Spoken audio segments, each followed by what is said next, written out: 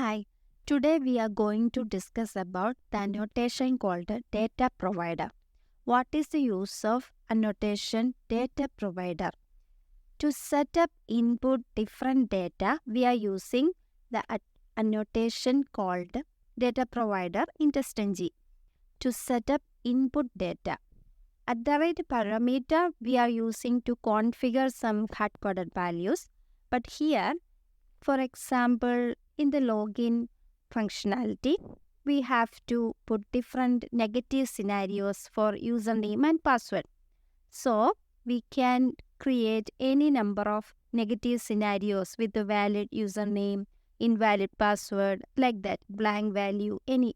And then we have to set up @data provider, and we need to set up static object array, and depends upon the columns we can set up the data. Here you can see I have set up a data provider @data provider object array, and I have put negative scenarios, negative input values. And then to which is the test case, I have to use this data provider @test data provider equal to what is the name of the method name.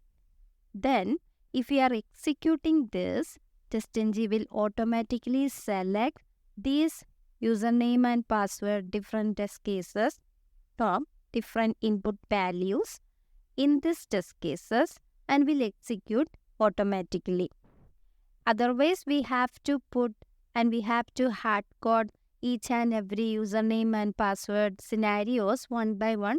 That is monotonous. So to avoid this problem, in TestNg, we are using data provider. It's a kind of data-driven approach. We are setting up input data with help of data provider annotation. I hope you got the concept of data provider. Thank you.